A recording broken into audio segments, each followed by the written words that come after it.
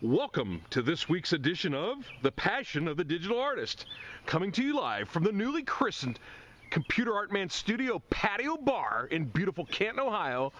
Here he is, that passionate digital artist and great grill chef and bar mixologist himself, Jeff Mueller. Thanks, Xavier. Thank you, Jeff. This week has been amazing, just straight up amazing. Launch House, that's a thumbs up. We have started the process to getting me a whole day extravaganza event at the Launch House. We haven't set the actual date, but when that happens, I'll have all the details on it. But I am going to be on display in Shaker Heights Launch House in Cleveland, Ohio. So everybody's going to be invited. We're going to try and get as much promotion as possible for this event. And this event is going to lead up to a show of sometime September, October for my social media multimedia series. I really think this is a different dynamic than the normal way to sell art. So I'm super pumped up about that. But that brings me to this week's main topic. I have long discussions about what I'm doing. And because it's cutting edge, and I'm not comparing myself to Andy Warhol in any way, I'm just using him as an example. Andy Warhol was on the verge of cutting edge technology that today is trivial. Someone to copy Warhol in today's society, it's not difficult to do. What Warhol did was he was the first person to do it. And that is a lot of times what art is about. If you're the first person, Jackson Pollock was a splatter artist. After him and that movement, splatter art still has its place in fine art, but it's nowhere near what it was when he was the first. These artists were the first to create splatter art. And for those of us who are not as familiar with Mr. Pollock's work, what time frame years was that? What decade? It was in the 40s in New York City in the 40s. He then moved to the Hamptons. He died in a car crash tragically in the 50s. But it still comes down to when you're doing something, there's going to always be critics. And for instance, my critics are saying that based off of how I'm doing something, that it's something that's been done or is being done or whatnot. And I want to specify exactly why I do what I do and why I enjoy doing it so much. And address specifically when people say, "Oh, you're just taking a photo and dressing it up." Right. Let's hit the high points there. One of my favorite artists, Edward Hopper, who his Nighthawks painting has always inspired me. This is a painting for tomorrow on my art calendar, June 10th. And it's one of the paintings that he did. And he was a compositional light master. There's no doubt about it. But because when you're painting detail, very, very tiny detail on canvas, canvas has a texture. So when you're trying to paint faces in small areas, the detail that you can capture, as you can see in this particular painting of the face, is the face does not justify his skill level on everything else. Now, if he paints larger portraits of women and that type of thing, and it's a larger model, his faces are amazing. But when he's dealing with the faces at this particular level, they have a certain aspect that's missing, and it's based off of technically almost not being able to do it. You can take the finest brush, and when you go to paint that detail and you hit that little texture on the canvas and the brush goes dip, it's very difficult to paint the detail that you're trying to get. So my process that I'm using in the digital part, to do this digitally and paint that detail, you can do it. And once I've gotten that painting onto the canvas itself, that's when I worry about I've got the composition set up. I've got the detail in the subject matter of the people that I'm painting, even the small ones, and I love that aspect. But that's when I start playing with the light, similar to what he played with the light, to make the composition, the detail, and then the light all work together to pull you through the painting the way that I want you to go through that painting. So you just don't look at something and go, oh, that would be a great painting, and you paint it. Painters don't do that. Painters see subject matter, and they look at lighting of how they would want it lit.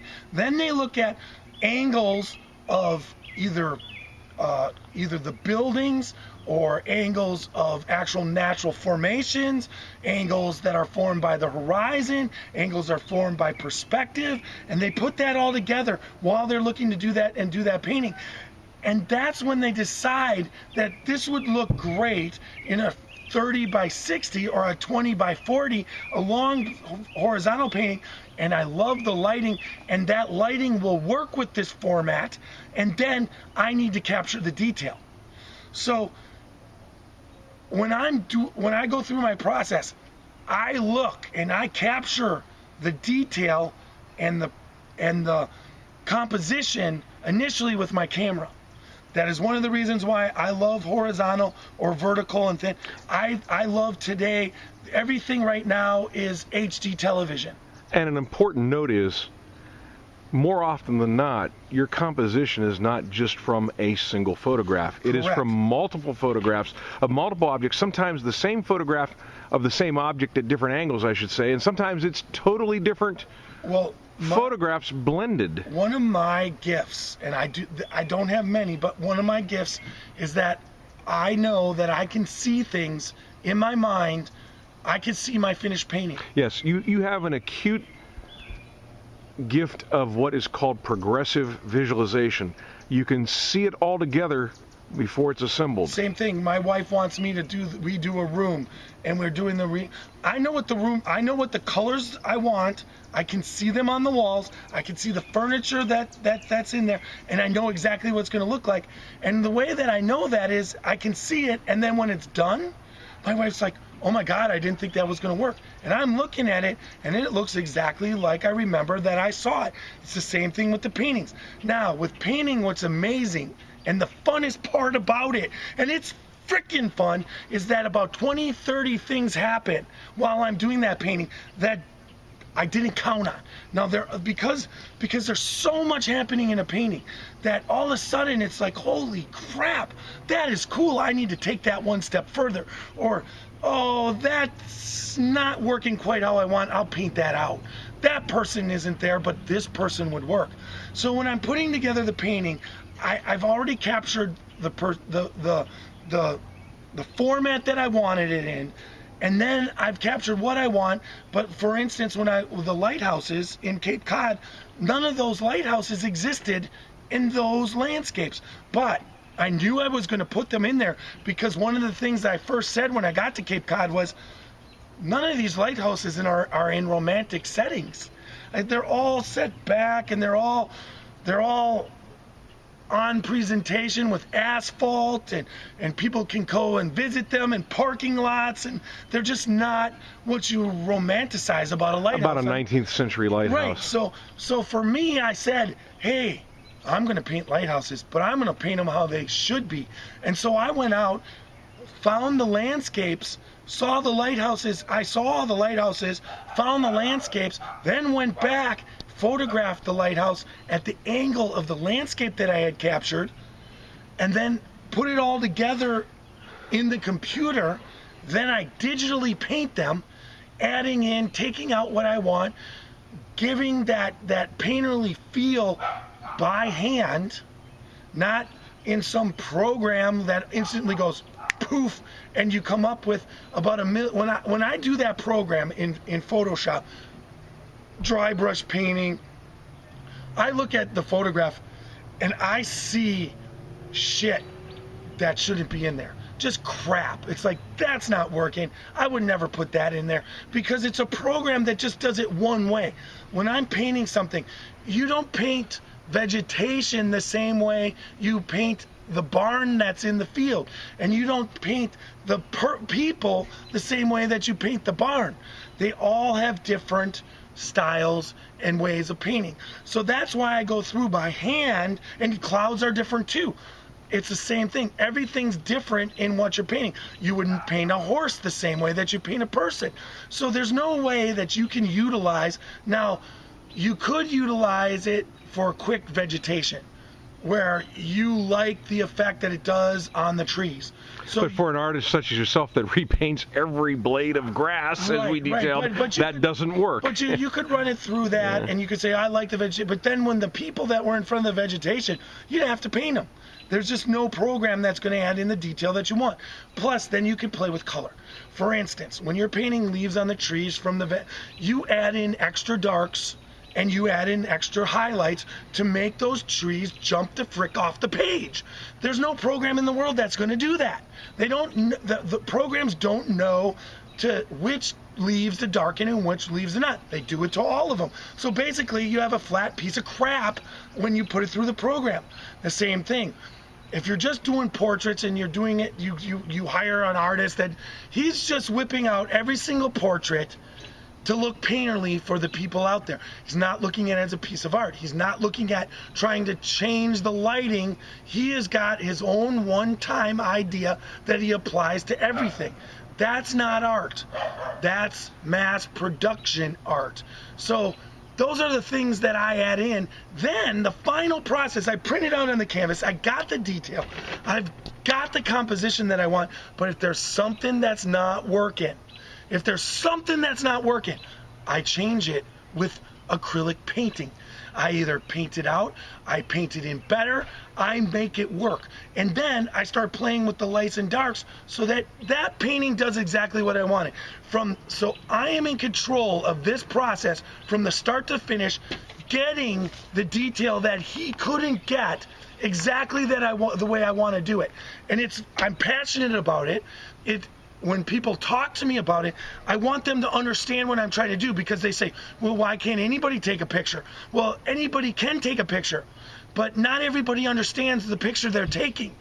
And when you're taking pictures for paintings, you have to understand the picture you're taking.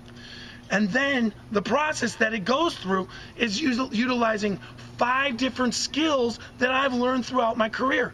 There's a lot of people who are good at one of those skills. There's a lot of people good at Photoshop. There's a lot of people that are good at computer painting.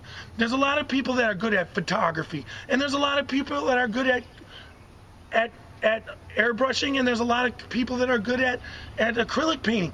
But I'm using all 5, and I'm good at all 5. And I'm not trying to sound arrogant. I'm just trying to portray what I do as an artist. And that is what a lot of artists do. It's like it's just not something simple that anybody can do. If anybody could do it, then there would be just millions of great artists. There's not. There's just not. Well, that pretty much portrays it how it is. Sorry, I got really upset. Not upset, passionate. That's what all this blog is about. Yes, and I hope that this kind of sets apart what I do, opposed to just taking a picture and running it through some filter in Photoshop and then portraying it, as a painting. Yep. It's not. Well, that was very well presented and very well understood. I'd also for that. Come on. Also, a couple things. We had an awesome first Friday in downtown Canton. It was excellent. It was excellent. We had the honor of Canton Mayor William Healy, who just happened to pop in, and he wasn't just there to say hi and shake hands. He chatted with us about the art and current events in Canton for about 15 minutes, just the 3 of us, and that was really nice. So there's hats off to Mayor Healy. So with that, folks, have a good week. Talk to you later.